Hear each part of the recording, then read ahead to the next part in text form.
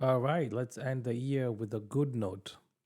It's been a very long year and stressful one. But hey, all good things work out. In any way, I don't know what the saying is, but you know what I mean.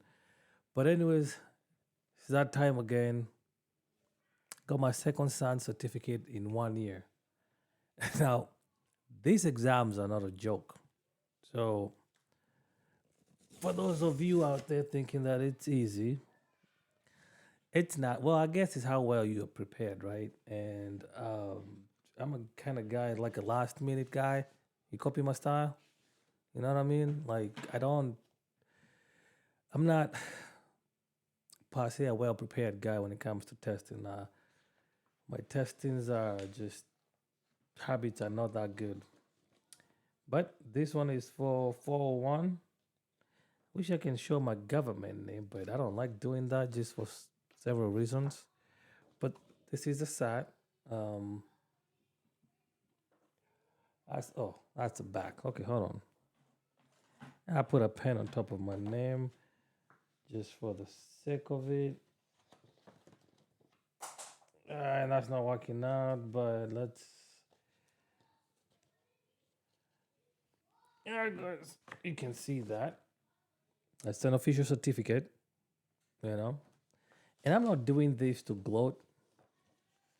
Um, I just want to share my journey on how I ace these exams, two in a year. Usually, you know,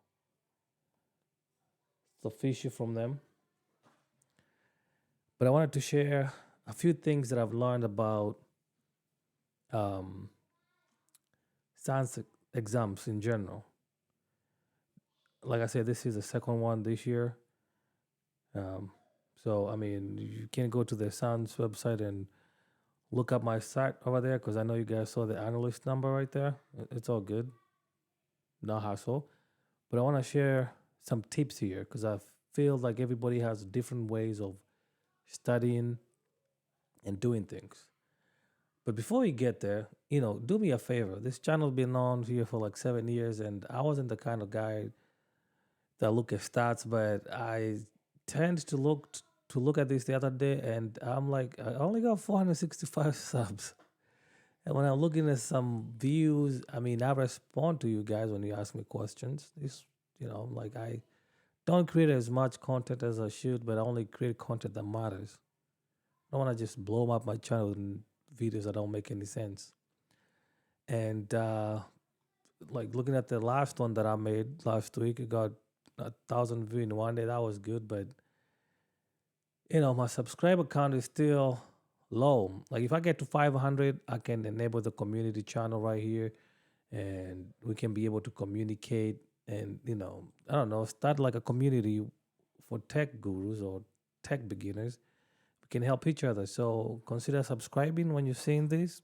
I don't ask for much. I ain't asking you for your donations. I'm not asking you to go there and get into my Patreon and do stuff. Actually, I removed that information. I don't even think it's still there. So as you can see, I'm not trying to hassle you, but 500 subscribers to 1,000, that'll be great with me. I'm not asking for much. But anyways, I'm talking too much. Let's get into it. So this exam is one of those exams. Actually, let's start over here. The sec one of one, 401, security essentials and network and endpoint and cloud.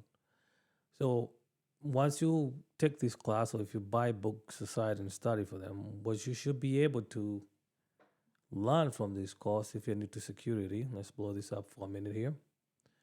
I don't know if that's legible, but let's do it right there. That should be good. If you guys can't see that, I don't know what's going on here, but let's see. Let's go there. All right, but you should be able to understand core areas of cybersecurity and how to create a security problem that is built on foundation of detection, response, and prevention. That's all cybersecurity all day long. You should be able to apply practical tips and tricks to focus on addressing high priority security problems, understand how adversary adapt tactics and techniques, know what ransomware is and how to better defend against it. Should be able to leverage a defense network architecture using defense in depth. When it comes to the cloud, then I guess you're supposed to understand IAM, identity and access management, and then be able to use those skills in different clouds like Amazon, Microsoft, and Google. You should be able to identify visible weaknesses of a system using various tools and vulnerabilities. Now, I'm gonna tell you right now, you're not gonna be able to come up and use tools like CrowdStrike or Vectra or whatever. It's all open source, and I love open source because you learn a lot more. And then when you get the commercial tools, you can pick up those pretty well. You'll be able to sniff networks and protocols. You'll be able to understand some Windows, Linux, and Mac command lines. So for Windows, you'll be dealing with PowerShell. Linux is Bash. Mac OS is Bash as well, or ZFS or ZHS. I don't remember what it is. And then be able to build a network visibility map that can be used to validate attack surface and determine the best methodology to reduce attack surface through hardening and configuration management.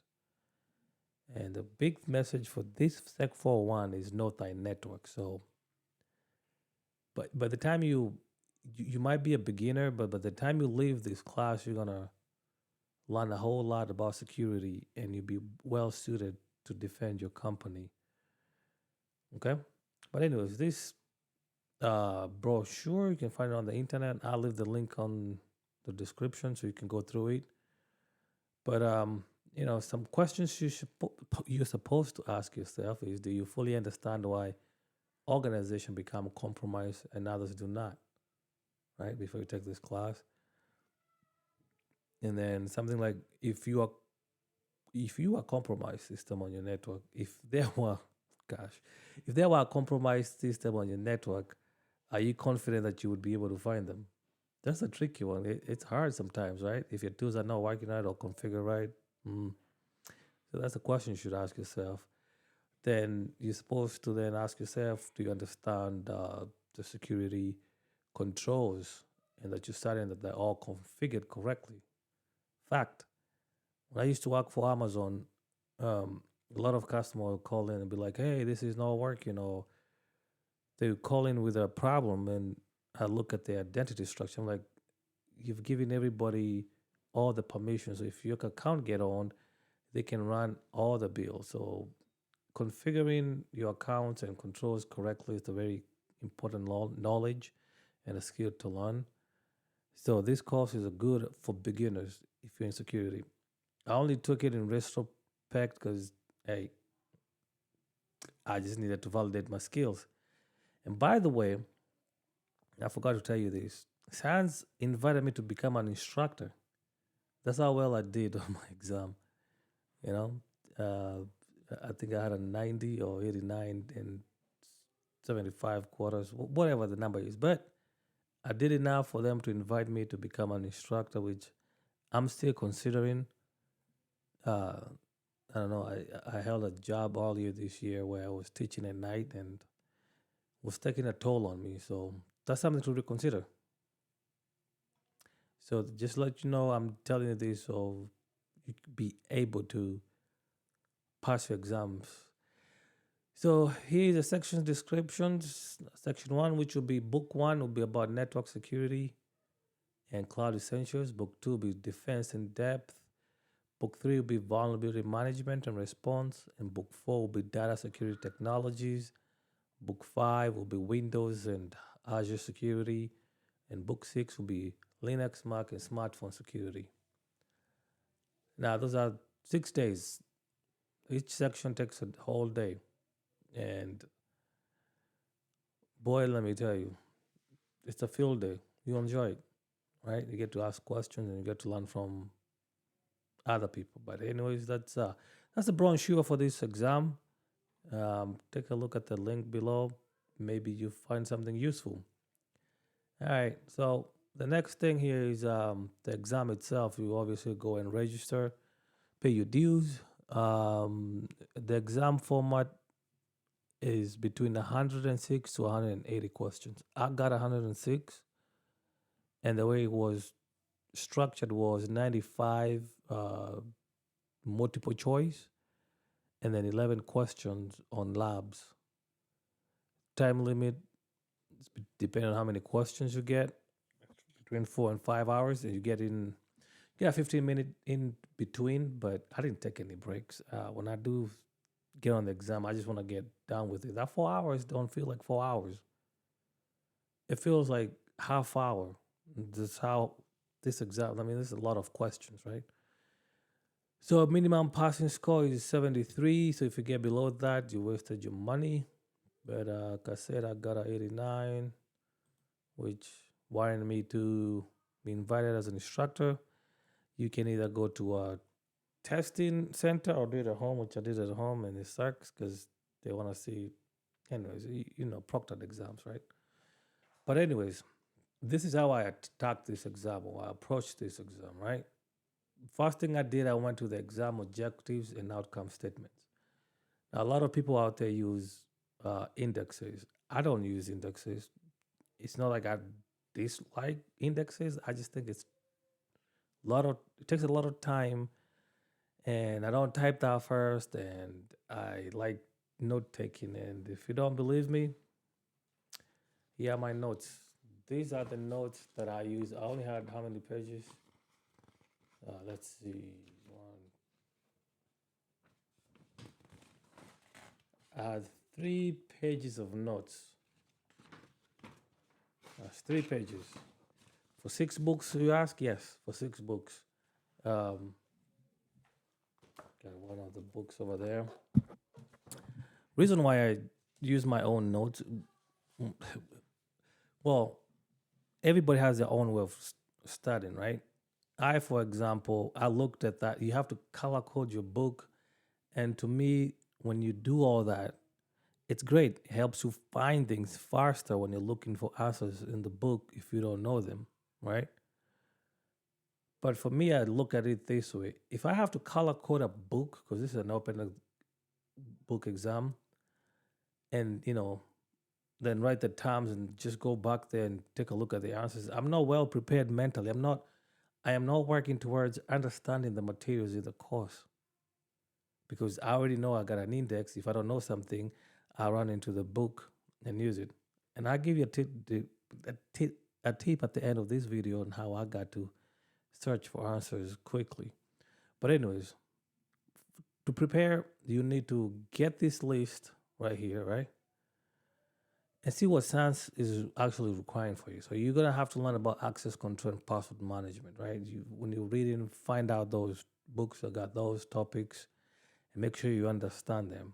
Linux fundamentals, Linux hardening, log management, and SIEM, malicious code and mitigation. If you understand these topics right here and you know them to a T, you'll be fine, right? Forget this, forget the whatever index, forget it. If you understand this concept, if you actually study the material, take your own notes, then I'll be comfortable to tell you now, after you've done that, after you've read, you understood the material, now you can type up your whatever, index. At that point, yeah, go ahead and type up the index so that it will help you to point you to the right answers in case you forgot something. But I say prepare for, if you don't want to use an index, you need to actually, so I'm very terrible with this, right? I used a week to prepare for this class. And on top of that, I got family and work. So I'd study like 4 hours a day, 2 in the morning, 2 in the evening, a book each day. I consume materials differently. I understand things differently. There's some people who are just out for answers. I study to understand what the course and the material is teaching just because, and also I got experience, right? So my experience helped me a lot in this. But if you understand something, even if someone asks you a trick question, you'll know how to eliminate the answers. And this is how these questions are. They're not tricky, but if you understand the materials, then you'll be able to answer questions directly. Like they asked some Windows questions, and I was like, wait a second, I used to be a system admin, right? So I didn't even look up any Windows question on the book. My experience came in, and I only knew what the book had said because I understood what the materials were. So basically, just to give you an example, when you're studying, right? First thing I did in the first exam, I was just reading the. So if you open this book, right? Let's take a look at this, the Diffie-Hellman key exchange, right? I used to just study this part of the book, right? Just just this topic, right? It's like the PowerPoint the teacher comes in.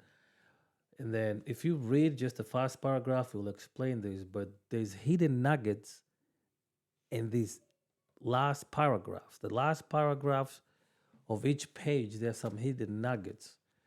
You won't believe how much of the questions came from those last paragraphs, right? So that's another trick or tip. Make sure you read everything, highlight if you need to, take your notes, pay attention to those last paragraphs. They've got some very cool information. Okay. All right. So another thing to do is let's just say you're watching this video today and your exam is tomorrow. You don't have that time to create an index, right? The last book has an index for you. It's not as polished as if you made one. It's basically just a whole bunch of pages, and usually the first two pages you won't find the answers there. Sometimes answers are in book five, and it's still the terms are all in all three books or five books. So that's another thing you could use to find your answers, but do not rely on your index. I'm emphasizing that because if your only goal is to pass the exam so you can go, I don't know, if you're not in it to understand the material, then you're not going to be a good security engineer. So just just learn the materials. After you learn the materials and you're good about it, make your index. Now, after you've studied, you got your notes, you got your index, take the fast practice exam. I failed both of these practice exam. Why? Because I wasn't paying attention and I was trying to do it early in the morning before I got to work. So I did all my exam questions within an hour of each. I mean, an hour for each, which that's not good, right? I wasn't paying attention, which I failed, but I knew I could do better. I knew I could do better. Now, this is where the secret comes in. In those practice exams, you've got what is it called? Labs. And let me tell you, those labs, you got your workbook, right? Make sure you know your workbook like the back of your hand. Because 11 of those questions will be from that workbook, and they're all labs, like using Wiresharks, writing snot rules, doing stenography. If you didn't do the labs, you will have a hard time to pass this exam. So here's a tip that I wanted to tell you. I can guarantee you 11 questions that you're going to get all those 11 questions from the lab if you do the labs and you know the labs. So that's 11 questions right there. You know you're going to have them, right? Now all you have to do is now work on your ABCs or your multiple questions. For the labs, when you do your practice exam, make sure you understand what you're doing in those practice exams and make sure you go over them again or take notes as you do those labs. For example, I might ask you, hey, write a HashiCorp command to crack a password. Well, you better go find your workbook and write that down. So when you're doing the exam, you got the command down and write it down. Or you might get a question saying, I don't know, like OS fingerprinting using Nmap. You better know how to do that, right? And if you download files a lot from online, might ask you, hey, how do you find a SHA for certain file? You better know how to get that SHA file, whether it's SHA-256, MD5, learn those commands, right? What else? Wireshark. Learn how to use Wireshark, right? Fire up Wireshark. Learn how to do UDP streams, TCP streams. Learn how you can search for information to find things. Basically, I'm telling you what's going to be in the exam without telling you what's going to be in the exam. You copy my style? All right. So right there, I'm just telling you that book, your workbook, learn it. Those labs, do them all. I know sometimes people just are bored. Download those Linux virtual machines they give you and do those labs. That's 11 questions right there. 11 out of 11. All you have to work is for 95. And you'll be fine. If you study the materials well, get your index fine, and do the labs, trust me, you're going to ace this exam. But, anyways, that's my spiel. I don't know, took 20 minutes, but, I just wanted to emphasize on learning and not just studying to pass an exam.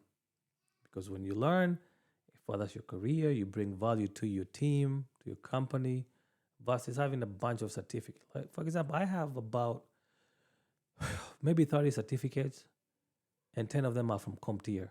They all expired. I don't even know why I took CompTIA exams. And then I have about 6 from Microsoft, all expired. But those days I was just taking certificates to rack up my resume. And then I wasn't even getting any jobs. So, because you have all these certificates and you probably don't even know you just passed an exam. But once I got the SAT, the first one, I learned a lot, even though I knew some of the stuff, but I still learned new things. And this is the most coveted certificate. Any science certificate is a coveted certificate because you learn a lot. You learn to do. Most other exams is just theory. This one, you get to do the stuff, exciting stuff. But anyways, let me know your thoughts. If you guys would like to have like a live stream where we can do a Q&A on some of the science courses, whether it's Sec 488 or Sec 401, drop a link or drop a comment. If I get at least 5 people, then I'll do it. And also, hey, don't forget to subscribe. I hate asking for subscriptions. To me, it's not necessary. If you like my courses, not courses. If you like my content, you can just subscribe as you need to. But let's get to that 1,000, man. Make me feel good for 2024. But anyways, peace. If you got any questions, don't hesitate. I'm out, y'all.